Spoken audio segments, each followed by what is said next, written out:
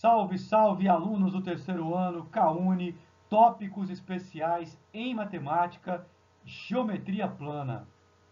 Nesta aula de hoje, nós vamos falar de triângulos. Uma figura que é, assim, protagonista na geometria plana.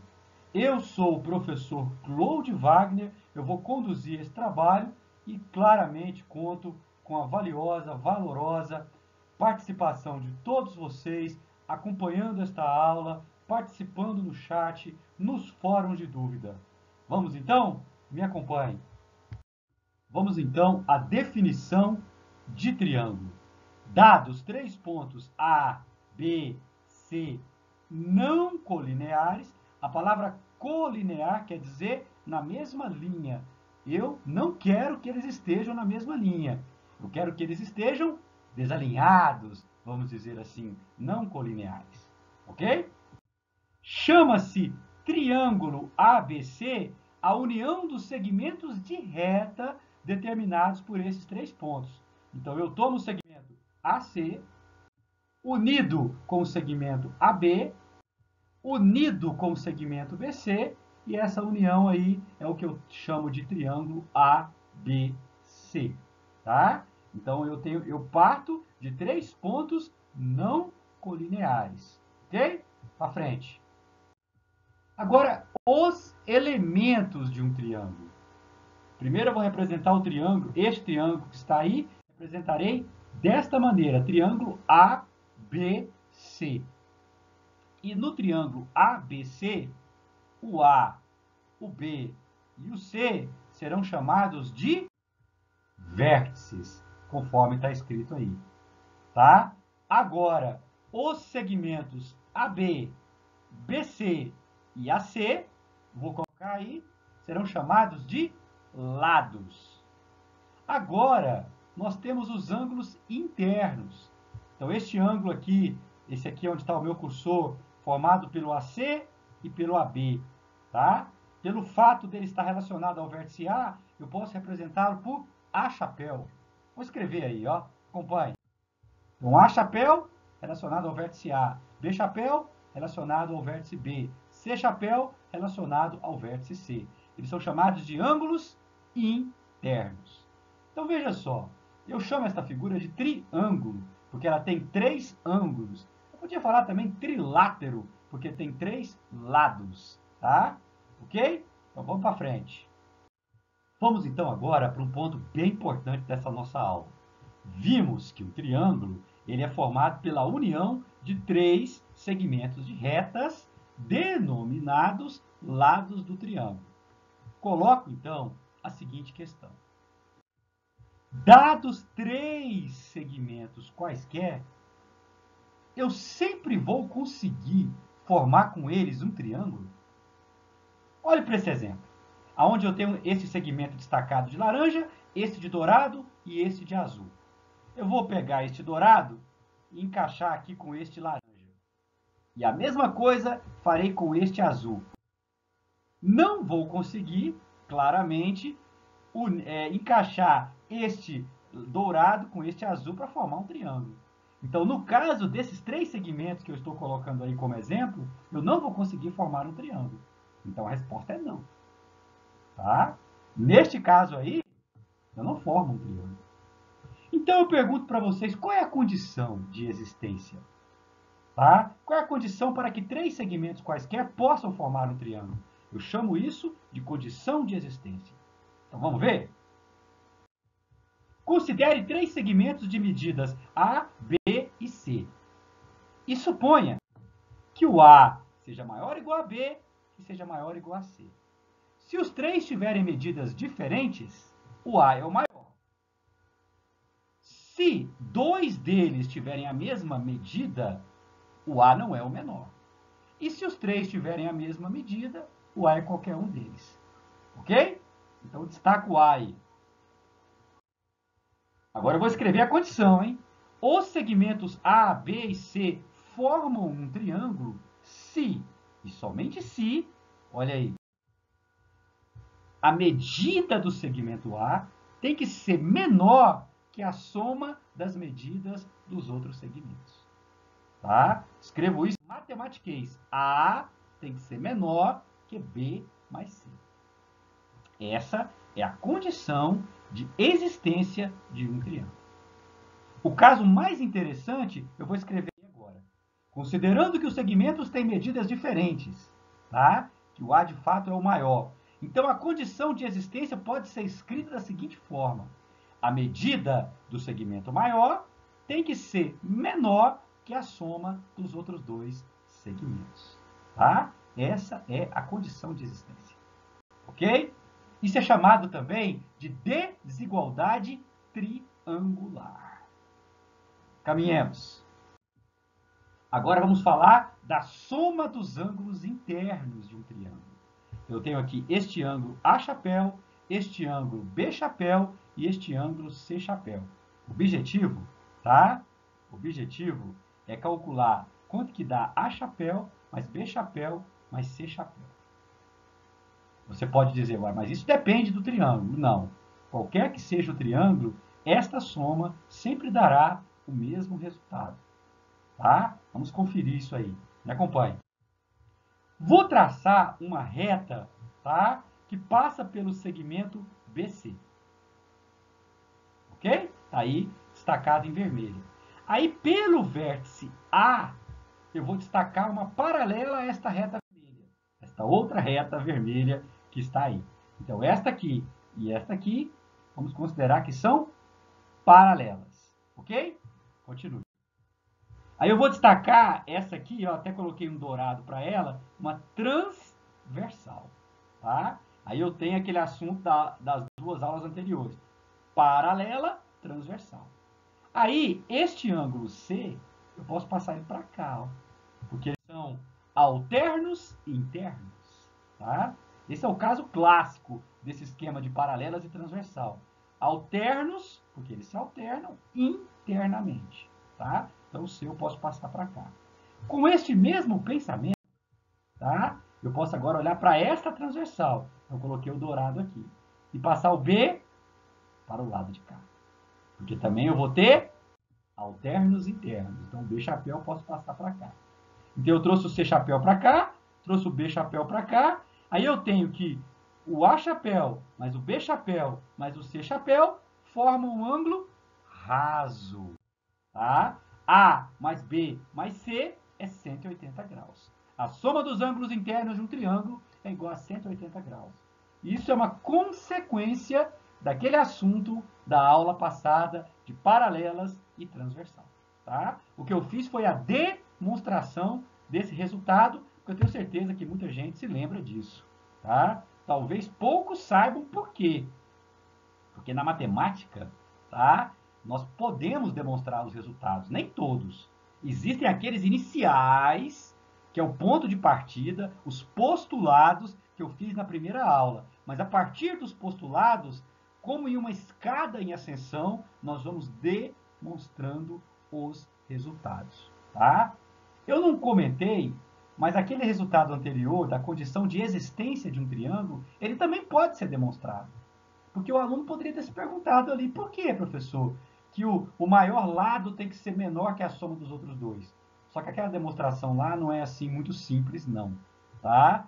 O bom aluno pode até procurar nos bons livros que ela aparece.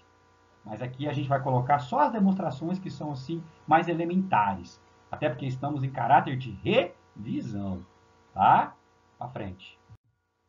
Agora vamos falar, que a gente falou de ângulos internos, né? Vamos falar dos ângulos externos. Então tá aqui um triângulo ABC, A chapéu é um ângulo interno, B chapéu é um ângulo interno, C chapéu é um ângulo interno. Para cada um desses ângulos internos, eu posso associar um ângulo externo. Vamos começar então com o ângulo A chapéu. Ele é formado por este segmento AB e por este segmento AC. Aí eu vou escolher um dos dois e vou prolongar. Escolhi então o AC, prolonguei. Tá? Então o A chapéu é formado por esses dois segmentos. Aí eu escolho um deles e prolongo, tanto faz. Aí eu vou observar este ângulo aqui, ó, formado pelo lado que eu prolonguei e pelo lado que eu não prolonguei. Tá? Este ângulo aqui, ele é o suplementar do A-chapéu. Ele vai ser o ângulo externo relacionado ao A-chapéu. Tá? Eu vou chamar de alfa. Ele vai ser o ângulo externo relacionado ao A-chapéu. Eu digo que ele é o adjacente. Tá? É o ângulo externo adjacente ao A-chapéu. Ok? Aí eu posso fazer a mesma coisa, escrevi aqui, né? Suplementar do ângulo interno, tá? Então, o ângulo externo é o suplementar do ângulo interno, ok. Posso fazer a mesma coisa aqui, ó, com o ângulo B-chapéu, prolongo esse, aí olho para o ângulo formado pelo prolongado e pelo não prolongado. Ele é o suplementar desse aqui, ele é o externo desse aqui, tá? Posso fazer a mesma coisa com o C-chapéu, prolongo esse, aí eu olho pelo ângulo formado pelo prolongado e pelo não prolongado. Tá? Então, para cada ângulo interno, procedendo desta maneira, prolongando um dos lados que formam aquele ângulo, tá? O ângulo formado por esse prolongamento e pelo outro lado é chamado de ângulo externo adjacente àquele ângulo interno. E a relação entre os dois, entre o interno e o externo, é que eles são suplementares. Um é o suplemento do outro. Ok? Então é bem simples, tá? Avance. E agora, um resultado bem importante a respeito de ângulo externo. É o teorema do ângulo externo. Aí, coloquei um desenho, tá? Onde eu estou destacando apenas o externo relacionado adjacente ao A-chapéu, que é o alfa. Claro, né? Alfa mais A-chapéu é 180 graus, ok. É assim que o ângulo externo se relaciona com o interno adjacente a ele. Adjacente, assim, dizendo de uma maneira informal, é o que está colado a ele.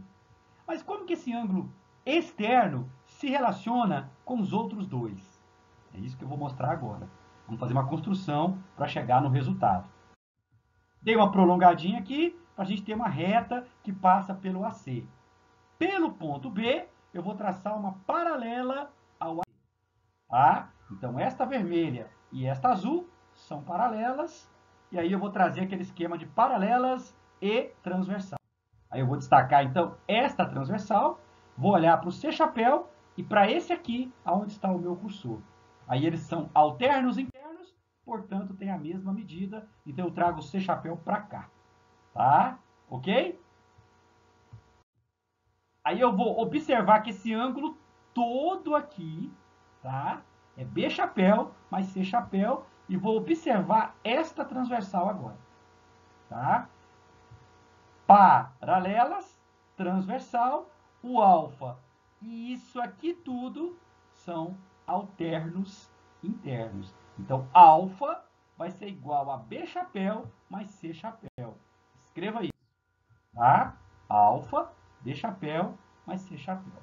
Agora eu vou pagar essa construção toda para focar apenas, para trazer atenção apenas para este resultado. Que o ângulo, um ângulo externo, ele é igual à soma dos ângulos internos não adjacentes a ele, que estão longe dele, vamos dizer assim. Aí eu vou escrever isso aí. Um ângulo externo, por exemplo este, é igual à soma dos ângulos internos não adjacentes a ele. É assim que o ângulo externo se relaciona com os internos que não são adjacentes a ele. Ok?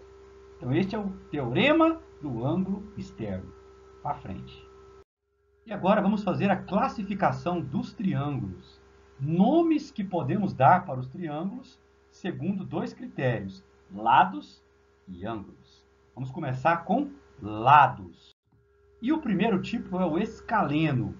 É um triângulo, é chamado de escaleno, quando ele possui os três lados com medidas diferentes. Exemplo, este glorioso triângulo ABC, em que um lado tem medida igual a 5 centímetros, o outro 7 centímetros e o outro 8 centímetros. Olha, eu vou aproveitar este desenho que está aí e vou lembrar da condição de existência de um triângulo. Tá? Porque às vezes é sujeito uma pessoa elaborar uma questão lá de triângulo e colocar uns numerozinhos quaisquer para os lados do triângulo, aí vai fazer os cálculos e aparece um problema.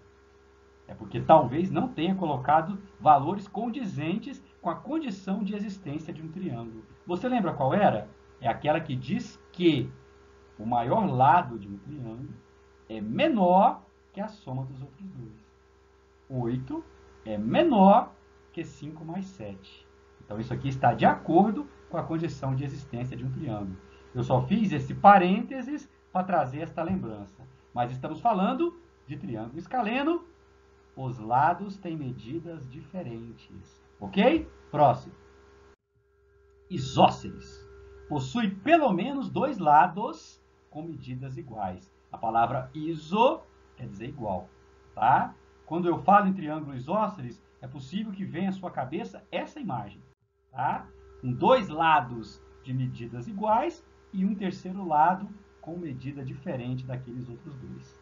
Este lado de medida diferente, tá? É chamado de base. Neste desenho, eu estou colocando um triângulo com exatamente dois lados de medidas iguais. Então, este aqui, de medida diferente, é chamado de base. Um resultado muito importante dessa configuração diz respeito a este par de ângulos, que são os ângulos que se opõem aos lados que têm medidas iguais. Eu vou dizer isso de uma maneira informal. A lados iguais se opõem ângulos iguais. Então, resultado, estes dois ângulos têm a mesma medida. Agora, formalmente, eu escrevo assim. A lados congruentes, congruentes quer dizer que tem a mesma medida, se opõem ângulos congruentes. Tá? Nesse contexto é isso. Então, se este ângulo e este ângulo se opõem a lados congruentes, eles são congruentes e vale a recíproca. Tá? Então, se tem dois lados congruentes, os ângulos que se opõem a eles são congruentes. E vice-versa. Se tem dois ângulos congruentes, então os lados que se opõem a eles são congruentes. Ok? Vamos apagar isso aí. E agora eu vou trazer um outro desenho. E peço bastante atenção a ele. Tá? Aqui eu tenho um triângulo em que os três lados têm medidas iguais. A igual a B igual a C. Esse triângulo é isósceles? Aí o aluno vai dizer, não, professor, isósceles é aquele que tem dois lados iguais. Mas eu não escrevi isso. Eu disse que possui pelo menos dois lados com medidas iguais. Quem tem três tem pelo menos dois, porque pelo menos quer dizer no mínimo. Para ser isósceles, tem que ter no mínimo dois lados de medidas iguais. Esse aqui é um caso especial, que nós vamos escrever já já, mas eu sei que você sabe que é o equilátero. O triângulo equilátero é um caso particular de um triângulo isósceles. Tá? Porque para ser isósceles, eu posso ter exatamente dois lados de medidas iguais, mas também posso ter três lados de medidas iguais, porque está escrito pelo menos dois. Ok? Então vamos agora olhar para esse caso particular, que é o triângulo equilátero. Possui os três lados com medidas iguais. Tá? E os ângulos, hein, professor? Olha, pelo que nós falamos anteriormente, esse ângulo tem que ser igual a esse. Porque a lados iguais se opõem ângulos iguais. Mas esse aqui também tem que ser igual a esse, ó. Porque a lados iguais se opõem ângulos iguais. Então, forçosamente, os três ângulos têm que ter a mesma medida. Eles são congruentes. E como a soma é 180, então cada um deles só pode medir 60 graus. Eu vou escrever o resultado importante. Ó. Um triângulo é equilátero se somente se cada um de seus ângulos é igual a 60 graus. Tá? Então, se ele é equilátero, os seus ângulos, cada um deles tem medida igual a 60 graus. Essas palavras, se somente se, significam uma via de mão dupla. Quer dizer que você pode ler o contrário da frase. Vale a recíproca.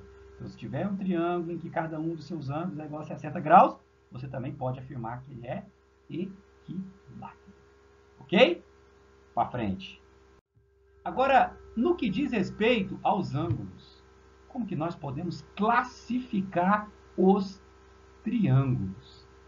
O primeiro caso é o acutângulo, que possui os três ângulos agudos, ou seja, entre 0 graus e 90 graus. Exemplo? Observe este: 60 graus, 80 graus, 40 graus. Cada ângulo aqui é agudo, portanto ele é chamado de acutângulo. Próximo.